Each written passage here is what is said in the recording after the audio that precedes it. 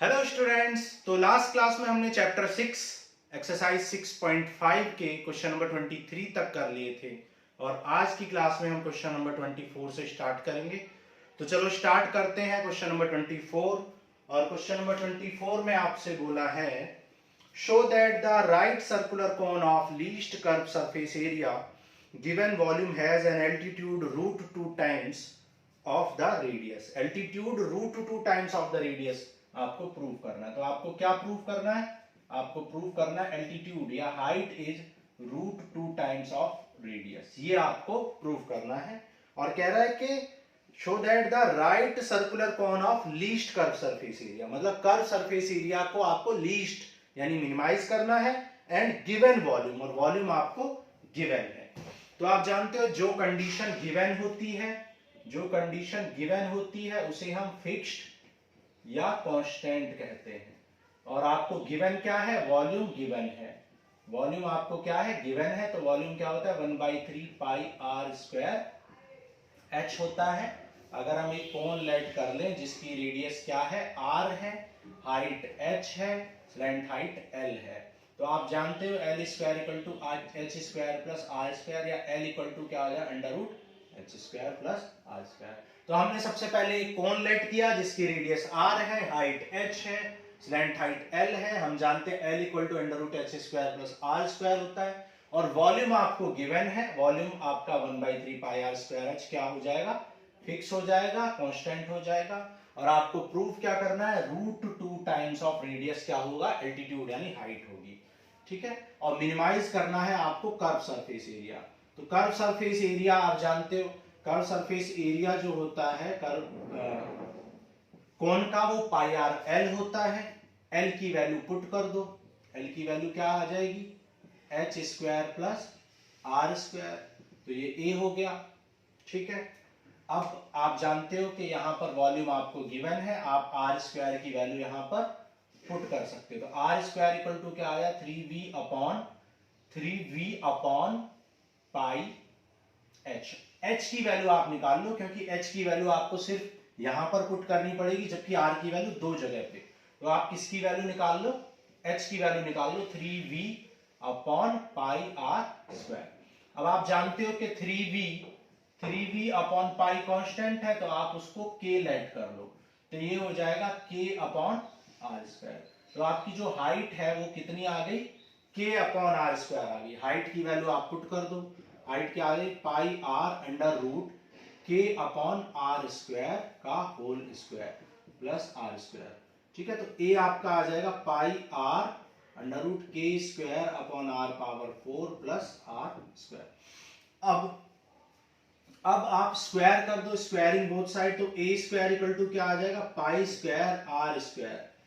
आप स्क्वायर क्यों कर रहे हो? जिससे कि रूट हट जाए, क्योंकि रूट को अगर आप डिफरेंशिएट करते हो तो आपका जो क्वेश्चन है वो कॉम्प्लिकेटेड हो जाता है। रूट एक्स का डिफरेंशिएशन 1/2 रूट एक्स होता है, और फिर उसको डबल डिफरेंशिएट करने में आपको क्वोशिएंट रूल लगाना पड़ता है। इसलिए आपने स्क्वायर कर दिया और रूट हटा लिया। अब रूट हटा लिया तो ए स्क्वायर की वैल्यू क्या आ जाएगी? पाई स्क्वायर आर स्क्वायर से आर स्क्वायर कैंसिल, के स्क्वायर अपॉन आर स्क्वायर, और ये हो जाएगा पाई स्क्वायर आर पावर 4। तो ये आपका ए स्क्वायर आ गया। अब इस आप ए स्क्वायर को कुछ और लेट कर लो। मान लो आपने इसको जेड लेट कर लिया, मान लो आपने ए स्क्वायर को जेड लेट कर लिया। ठीक है। ए स्क्वायर को आपने जेड लेट कर लिया मान लो। तो अगर अगर ए की वैल्यू मिनिमम होगी तो जेड की वैल्यू भी मिनिमम होगी, क्योंकि ए किस पर डिपेंड कर रहा है? जेड पर। तो आप जेड को मिनिमाइज कर लो ए को मिनिमाइज करने के बजाय। तो D Z upon D are निकाल लेंगे, एक ही वेरिएबल बचा है। 1 अपॉन आर स्क्वायर का क्या हो जाए? 2, ये तो कांस्टेंट है पाई स्क्वायर, और 1 अपॉन आर स्क्वायर का हो जाए -2 upon R cube, plus pi square constant है, और आर पावर 4 का क्या आ जाए? 4 आर पावर 3। तो ये आपने क्या कर लिया? ये आपने डिफरेंशिएट इसको कर दिया। अब डिफरेंशिएट करने के बाद आप इसको इक्वल टू 0 कर लोगे। इक्वल टू 0 करने से आपको क्या मिल जाएगा? Critical point. तो सॉल्व कर लो। देखो ये क्या आ जाए? -2 पाई स्क्वायर के square upon R cube equal to -pi square R power 4 pi square R power 4 pi square R power 3। ठीक है, अब देखो 2 2 जा 4 और पाई स्क्वायर से पाई स्क्वायर कैंसिल हो जाएगा। ओके, और ये आर क्यूब मल्टीप्लाई, तो आर पावर 6 इक्वल टू क्या आ जाएगा 2k स्क्वायर। ठीक है, इसको इक्वेशन नंबर मान लो हमने क्या लेट कर लिया, इक्वेशन नंबर मान लो हमने 2 लेट कर लिया। अब इसको आप चेक करोगे कि पॉइंट ऑफ मैक्सिमा है या पॉइंट ऑफ मिनिमा है, तो उसके लिए आपको इस एक्सप्रेशन को अगेन डिफरेंशिएट करना पड़ेगा। तो d2z अपॉन dr2 निकाल लेंगे। अब आप इसको एक्सप्रेशन को डिफरेंशिएट कर दो, 1 अपॉन आर क्यूब क्या हो जाए -3। ठीक है,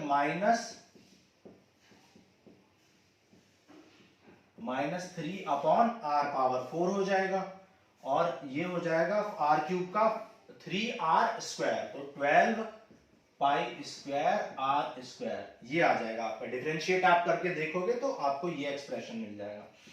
अब k स्क्वायर आपको ऑलरेडी मिल चुका है, चलो थोड़ा सॉल्व कर लेते हैं। 6 pi square k square upon R power 4, और ये हो जाएगा 12 पाई स्क्वायर, यहाँ पे पॉजिटिव आ जाएगा, पाई स्क्वायर आर स्क्वायर। अब देखो k स्क्वायर की वैल्यू ऑलरेडी क्या है, r पावर 6/2 है। ठीक है, k स्क्वायर की वैल्यू क्या आ जाएगी, सॉरी यहाँ पे आ जाएगा, देखो 2r पावर 6 आ जाएगा, 2r power 6 equal to k square.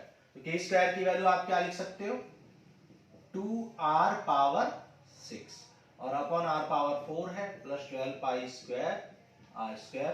तो 6 2 जा 12 और r पावर 4 से 12 r पावर 4 से ये r स्क्वायर बच जाएगा, तो ये हो जाएगा 12 पाई स्क्वायर r स्क्वायर, और ये भी हो जाएगा 12 पाई स्क्वायर r स्क्वायर, तो ये हो जाएगा 24 पाई स्क्वायर r स्क्वायर। ठीक है, तो d2z अपॉन dr2 की वैल्यू आपने निकाली विच इज ग्रेटर देन 0, क्योंकि r स्क्वायर पॉजिटिव टर्म है और 24 पाई तो ऑलरेडी पॉजिटिव है। ठीक है, दिखाई दे रहा है आपको नीचे।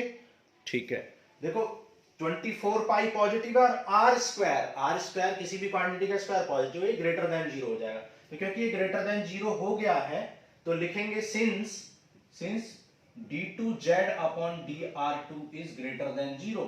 Since d2z upon dr2 greater than 0 है, तो आप कह सकते हैं r power 6 equal to k square upon 2, r power 6 equal to k square upon 2 is point of minima हो गया ये। ठीक है, लेकिन हमें प्रूफ क्या करना था, h इक्वल टू √2k।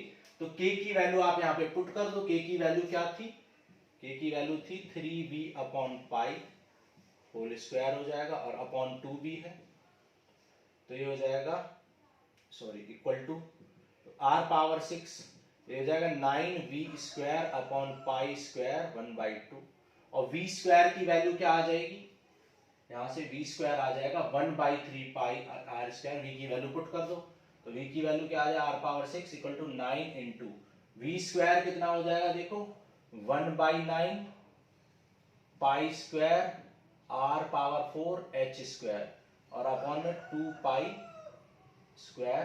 ठीक है, 9 से 9 कैंसिल, r पावर 4 से r पावर 4 कैंसिल हो जाएगा, पाई स्क्वायर से पाई स्क्वायर कैंसिल, तो क्या बचेगा फाइनली, देखो r पावर 4 से r पावर 4 कैंसिल, तो क्या बचेगा r स्क्वायर इक्वल टू, ठीक है, h स्क्वायर बाई 2 बच जाएगा, h square by 2। So h square equal to 2r square, so h equal to क्या आ जाएगा r अंडर रूट 2, और यही हमें प्रूफ करना था, h equal to r under 2। ठीक है, तो यही हमें, तो हेंस प्रूफ। ठीक है, तो इस तरीके से ये क्वेश्चन हम कर लेंगे। बहुत इजी तरीके से मैंने ये क्वेश्चन आपको कराया है। अगर आप इस क्वेश्चन को इस तरीके से लेट करके नहीं करोगे तो आपका क्वेश्चन लेंथी हो जाएगा, और सेकंड ऑर्डर डेरिवेटिव कराने में तो बहुत ज्यादा टफ हो जाएगा ये क्वेश्चन। तो समझ में आ गया, मैं फिर से एक्सप्लेन कर देता हूं। आपको एक क्या दे रखा है, कोन दिया हुआ है जिसके कर्व सरफेस एरिया मिनिमाइज है, और आपको प्रूफ करना है कि हाइट √2 टाइम्स ऑफ रेडियस है, और आपको वॉल्यूम गिवन है। जो चीज गिवन होती है वो फिक्स और कांस्टेंट हम उसे लेट कर लेते हैं। तो वॉल्यूम क्या है, 1/3 पाई r स्क्वायर h। आपको इस एरिया को मिनिमाइज करना है। एरिया का फॉर्मूला पाई r l होता है। l की वैल्यू हमने यहां से पाइथागोरस करके निकाल के पुट कर दी। अब हमने देखा कि यहां पर अगर आप r की वैल्यू यहां गिवन कंडीशन से निकालते तो वो दो जगह पुट करनी पड़ेगी, यहां भी और यहां भी। तो हमने h की वैल्यू निकाल ली। लेकिन h की वैल्यू क्या आई 3v upon pi R square आया। अब 3v अपॉन पाई कांस्टेंट है, तो बार बार हम उसे क्यों लिखें भाई? पूरे एक्सप्रेशन में अगर 3v अपॉन पाई को लिखेंगे, उसका स्क्वायर करेंगे, उसका डिफरेंशिएशन करेंगे तो लेंथी हो जाएगा। तो 3v अपॉन पाई को हमने k लेट कर दिया क्योंकि वो कांस्टेंट है, बाद में वैल्यू पुट कर देंगे k की, तो ये आ गया k अपॉन आर स्क्वायर। तो h की वैल्यू मैंने क्या लिख दी k अपॉन आर स्क्वायर, तो ये हो गया k square upon R power 4। उसके बाद हमने रूट, क्योंकि रूट को डिफरेंशिएट करने में टाइम वेस्ट होता है, तो हमने स्क्वायरिंग बोथ साइड कर दिया, तो रूट निकल हट गया। रूट हटने के बाद ए स्क्वायर आ गया ये। अब ए स्क्वायर को हमने एक जेड लेट कर लिया। क्यों लेट कर लिया? क्योंकि ए स्क्वायर की वैल्यू अगर मिनिमम होगी तो जेड भी मिनिमम होगा, क्योंकि जेड पर डिपेंड कर रही है ए स्क्वायर की वैल्यू। तो D Z upon D are हमने कर लिया, ठीक है। अब हमने जेड को मिनिमाइज करने के लिए इक्वल टू 0 करके क्रिटिकल पॉइंट निकाला, और वहां पर फिर अगेन डिफरेंशिएट कर लिया इसको, जो कि बहुत इजीली हो गया। और अगेन डिफरेंशिएट करने के बाद इसकी वैल्यू 24 पाई आर स्क्वायर आई, और आप जानते हो 24 पाई पॉजिटिव है, और आर स्क्वायर भी किसी भी क्वांटिटी का स्क्वायर पॉजिटिव होता है। तो D two Z upon D R square क्या आ गया? ग्रेटर देन 0 आ गया, और D two Z upon D R square greater than 0 आ गया है, इसलिए ये पॉइंट ऑफ क्या है? मिनिमा है। और पॉइंट ऑफ मिनिमा क्योंकि ये आ गया है, तो बस आपको यही प्रूव करना था, कर्व सरफेस एरिया मिनिमम होगा, क्योंकि जब आर मिनिमम है तो कर्व सरफेस एरिया भी मिनिमम हो जाएगा। बस आपने k की वैल्यू पुट कर दी और v की वैल्यू पुट कर दी, और आपने देखा h और r के बीच में रिलेशन से निकल गया, ठीक है। तो ये क्वेश्चन नंबर 24 था, इंपॉर्टेंट क्वेश्चन है ये। आगे बढ़ते हैं, क्वेश्चन नंबर 25 करेंगे। चलो इरेज कर दें, देखो क्वेश्चन नंबर 25 करते हैं।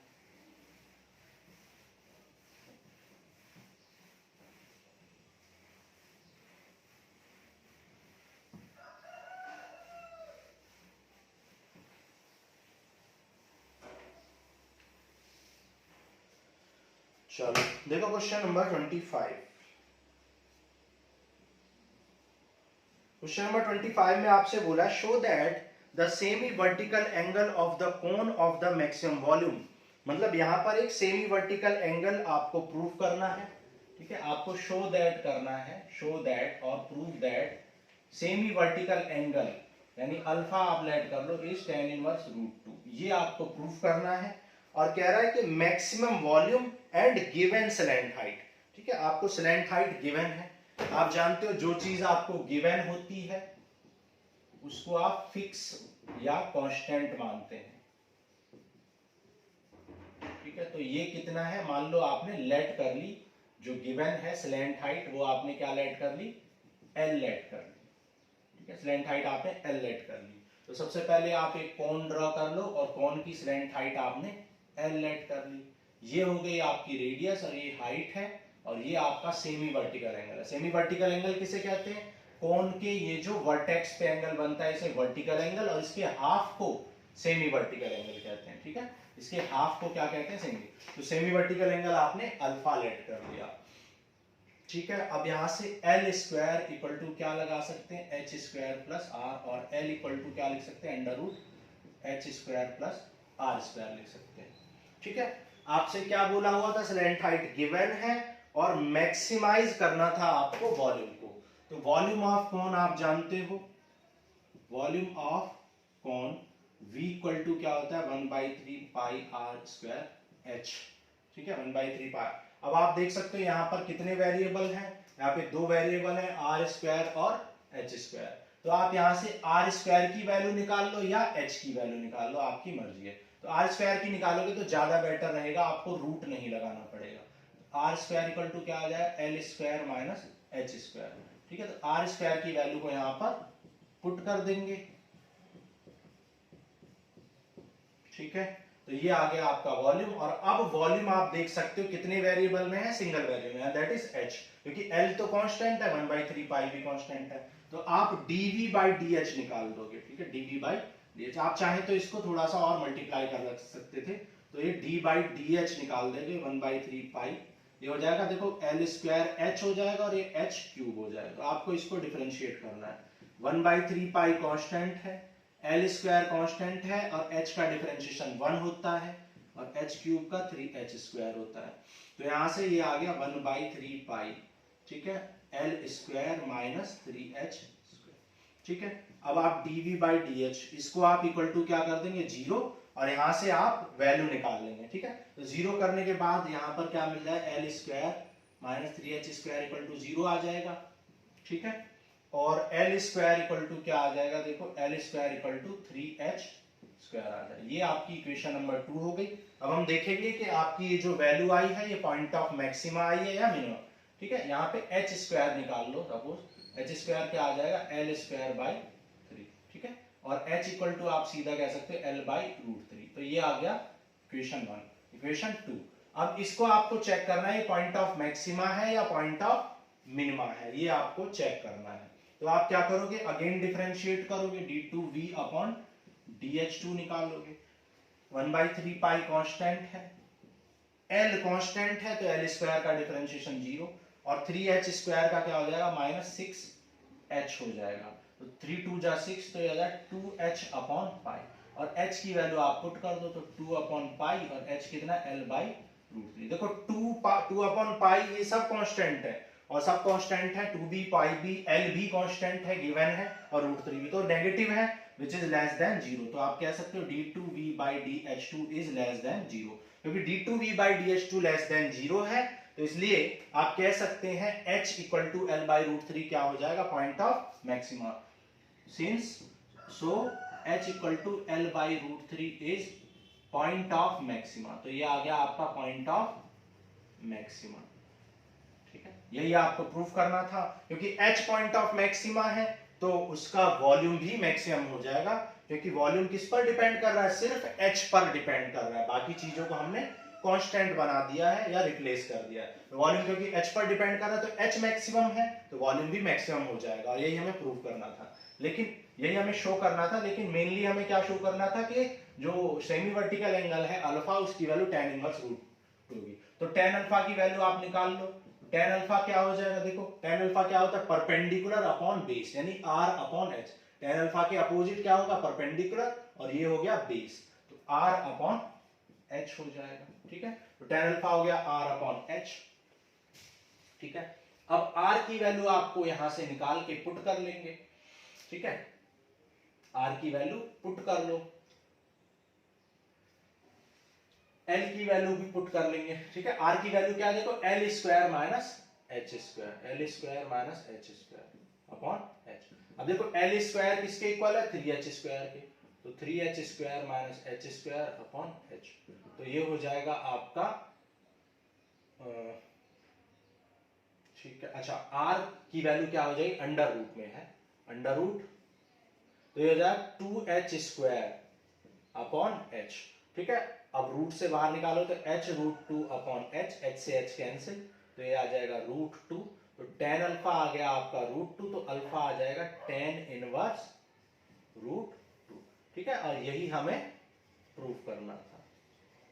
ठीक है, यही हमें प्रूफ करना था कि स्लैंट हाइट की वैल्यू क्या होगी, tan इनवर्स रूट 2 होगी।